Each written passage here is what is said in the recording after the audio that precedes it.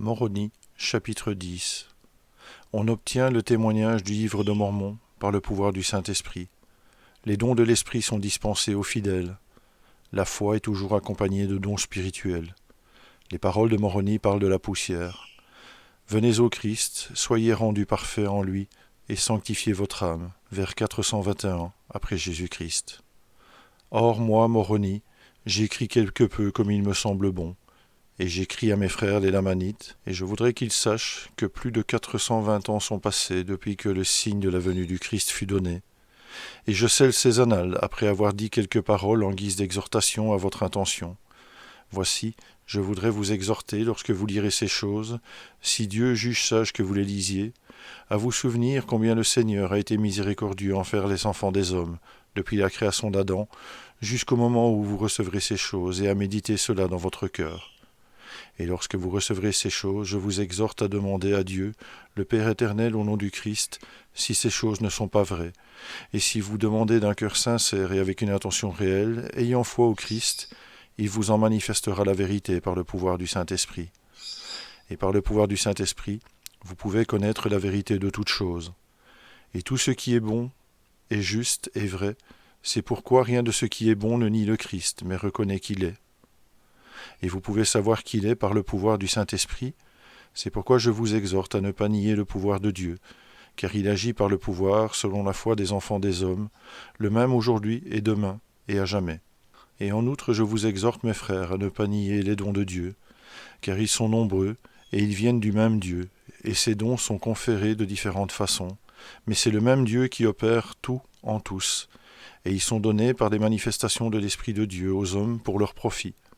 Car voici, à l'un est donné par l'Esprit de Dieu d'enseigner la parole de sagesse, et à un autre d'enseigner la parole de connaissance par le même Esprit, et à un autre une foi extrêmement grande, et à un autre des dons de guérison par le même Esprit, et aussi à un autre d'accomplir de grands miracles, et aussi à un autre de prophétiser sur toutes choses, et aussi à un autre de voir les anges et les esprits chargés d'un ministère, et aussi à un autre toutes sortes de langues, et aussi à un autre l'interprétation des langages et de diverses sortes de langues.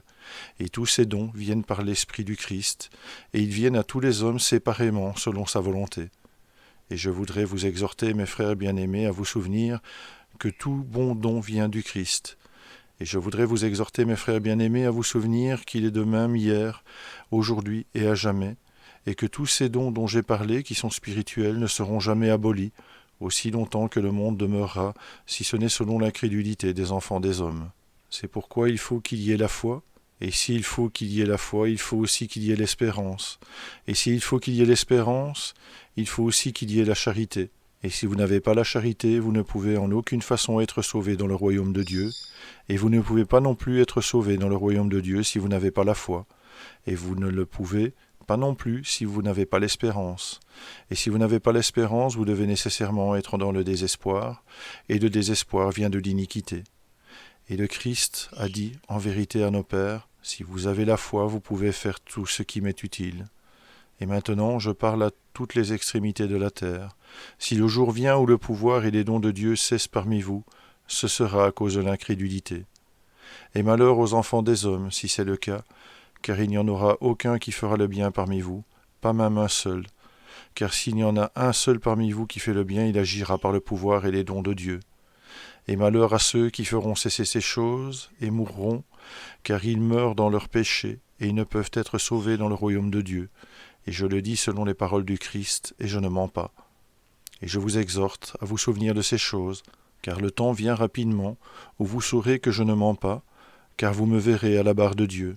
Et le Seigneur Dieu vous dira, ne vous ai-je pas annoncé mes paroles qui ont été écrites par cet homme, semblable à quelqu'un qui crie d'entre les morts, oui, comme quelqu'un qui parle de la poussière? J'annonce ces choses pour que les prophéties s'accomplissent, et voici elles sortiront de la bouche du Dieu éternel, et sa parole sifflera de génération en génération. Et Dieu vous montrera que ce que j'ai écrit est vrai. Et en outre, je voudrais vous exhorter à venir au Christ et à vous saisir de tout bon don, et à ne pas toucher aux mauvais dons, ni à ce qui est impur. Et réveille-toi et lève-toi de la poussière, ô Jérusalem. Oui, et revêt tes habits de fête, ô fille de Sion, et fortifie tes pieux, et élargis tes frontières à jamais, afin que tu ne sois plus confondu, que les alliances que le Père éternel a faites avec toi, ô maison d'Israël, s'accomplissent. Oui, venez au Christ et soyez rendus parfaits en lui, et refusez-vous toute impiété. Et si vous vous refusez toute impiété et aimez Dieu de tout votre pouvoir, de toute votre pensée et de toute votre force, alors sa grâce vous suffit, afin que par sa grâce vous soyez parfaits dans le Christ. Et si par la grâce de Dieu vous êtes parfaits dans le Christ, vous ne pouvez en aucune façon nier le pouvoir de Dieu.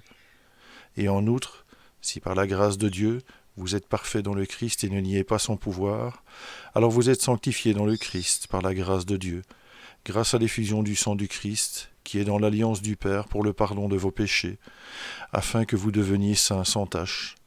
Et maintenant, je vous dis à tous adieu. Je vais bientôt me reposer dans le paradis de Dieu, jusqu'à ce que mon esprit et mon corps se réunissent à nouveau, et que je sois amené triomphant dans les airs, pour vous rencontrer devant la barre agréable du grand Jéhovah, le juge éternel des vivants et des morts. Amen.